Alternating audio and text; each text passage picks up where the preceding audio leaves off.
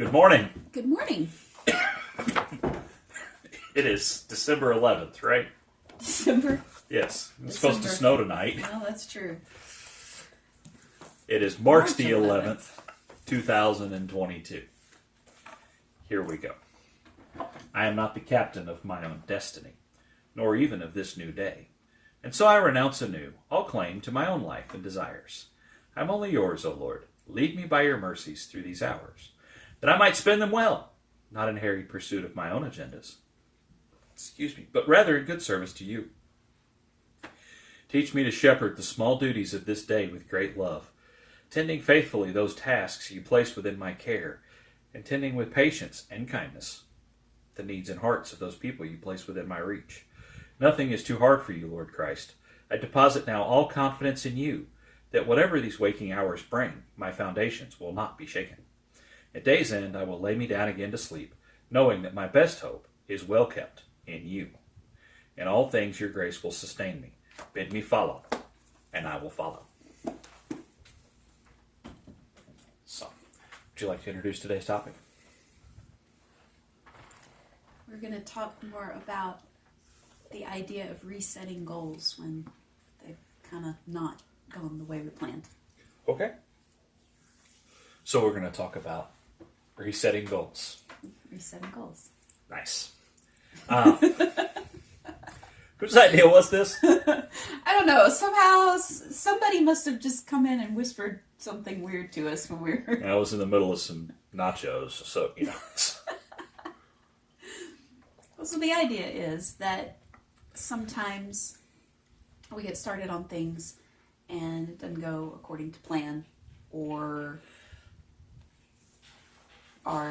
it's the idea of best intentions just kind of fall flat because we don't get around to doing things, and so it can be both. It can be our own neglect of fulfilling the goals, but it can also be that the expectations that we had didn't come to fruition. And I think with both situations, I think there is a need to reset expectations and not necessarily lower the bar on ourselves. But if goals fail because of our own neglect, then it's possible that we did not put in good measures of accountability and of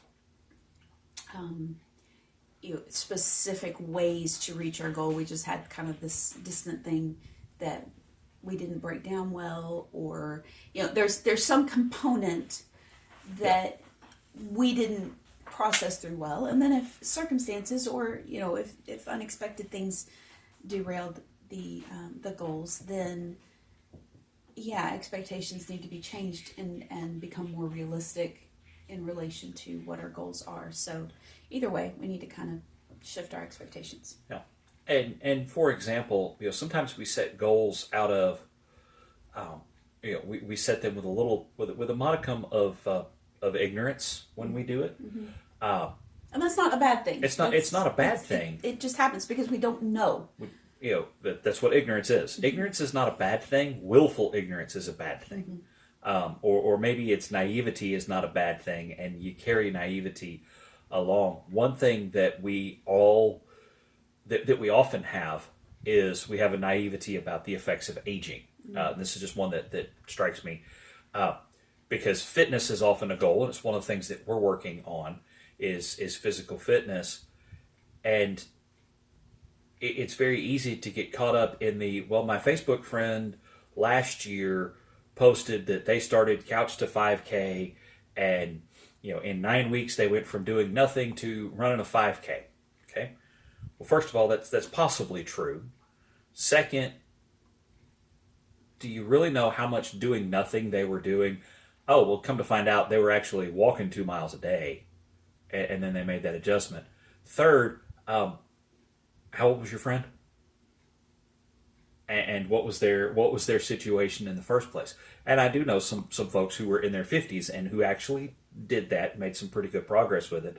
But I also know a lot of the people that I've seen talk about doing it were in their 30s. Well, we're in our mid-40s. Our knees are in different shape. Our bodies are in different shape.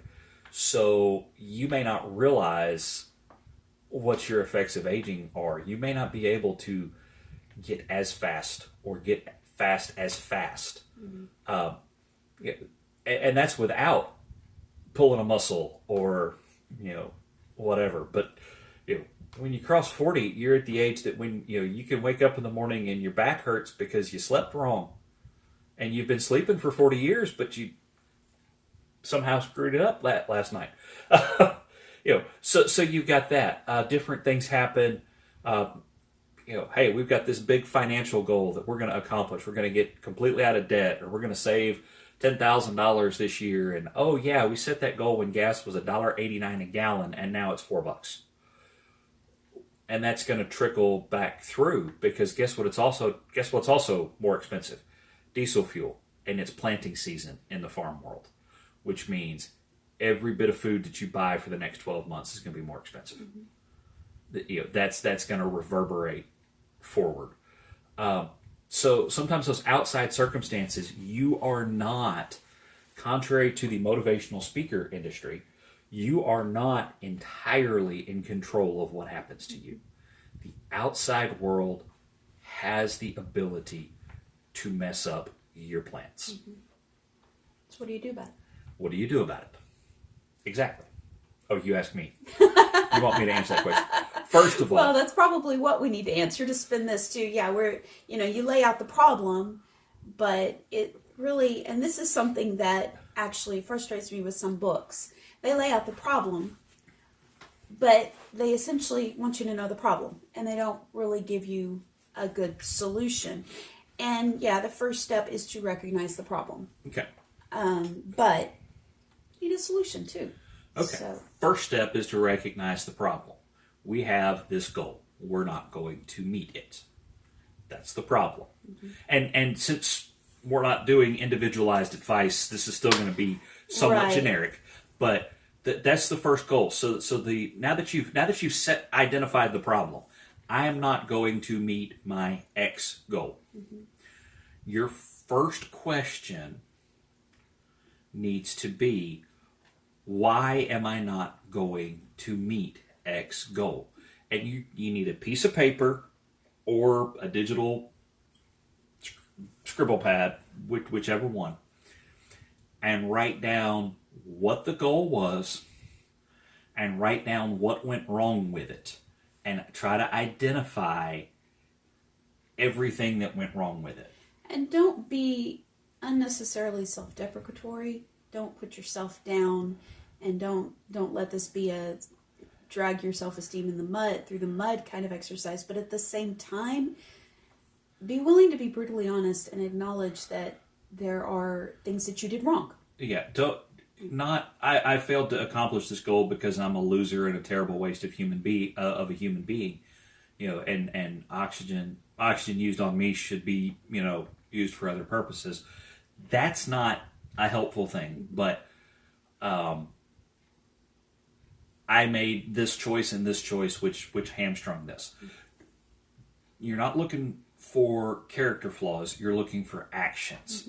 And it may be, okay, it went wrong because I have a habit of, my financial goal went wrong because I have a habit of stopping at the local coffee shop and buying a $6 coffee every day. And then the price of gas went up. And so going 10 minutes out of my way to the local coffee shop, I burned an extra gallon of gas and the price of coffee went up. So my $6 coffee became a $7 coffee, and I started spending $3 a day on gas to get it. So I went from spending $6 to spending $10. So that's that you didn't change your habit, and an outside circumstance affected your financial goal. And all of a sudden you went from maybe a $25 a week coffee habit to a $50 a week coffee habit. That's pretty substantial. That's a big swing. That's 5 gallons of milk.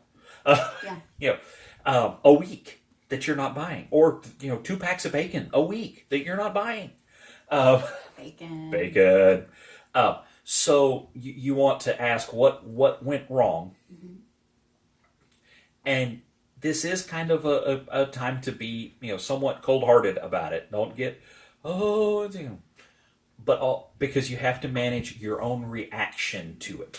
Because you cannot control what happens, but you do have a strong amount of ability to affect your reaction to it. Even your emotions aren't entirely in your control; they are based off of prior experiences. But you can, you do have a measure of control on that. So you want to identify those things, and then you want to look at those and say, okay, first of all, is this goal something I really do want to go back and accomplish? Okay, it is. I do want to, you know, lose the weight that not drinking, 5 lattes a week would help you lose, and I want to curb my spending or get in this place financially.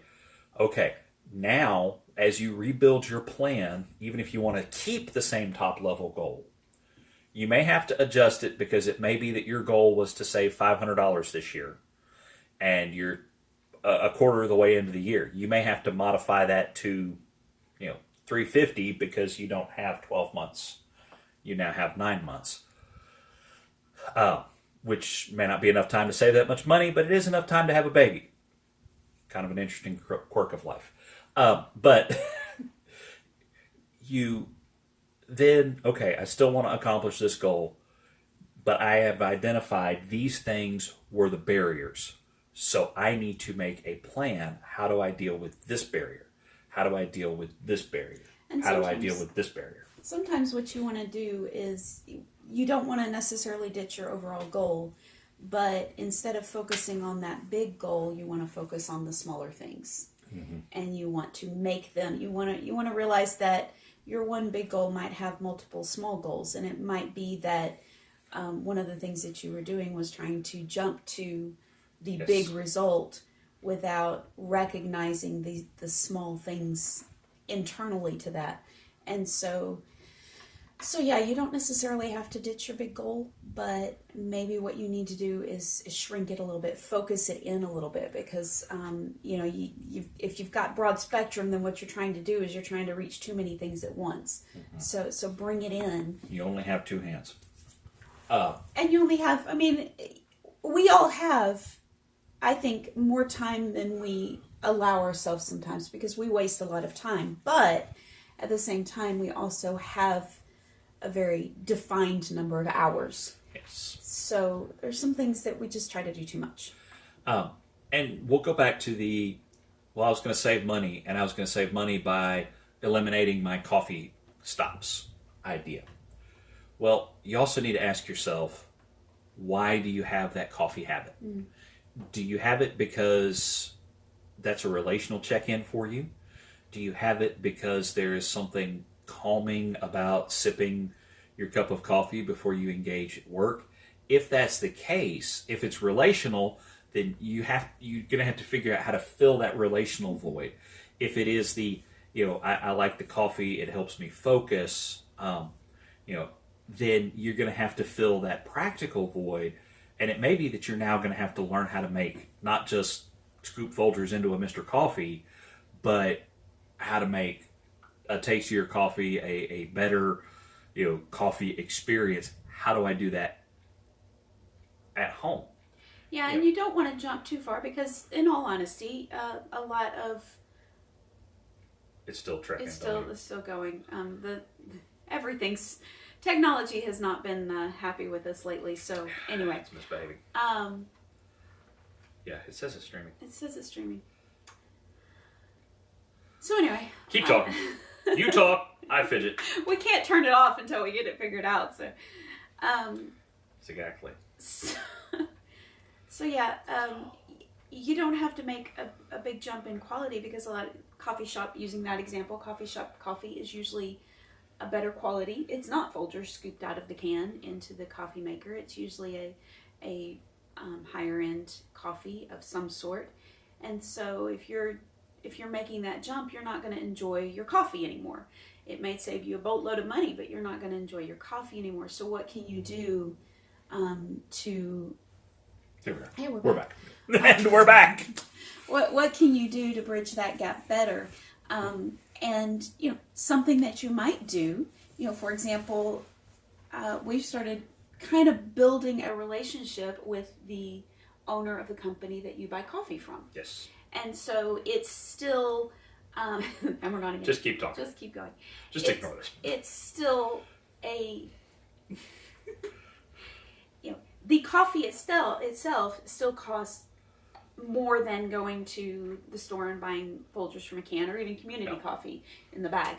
But it's a whole lot less than going to the coffee shop yesterday, and yet it still fulfills some measure of relationship because there's interaction even over distance with the owner of that particular company.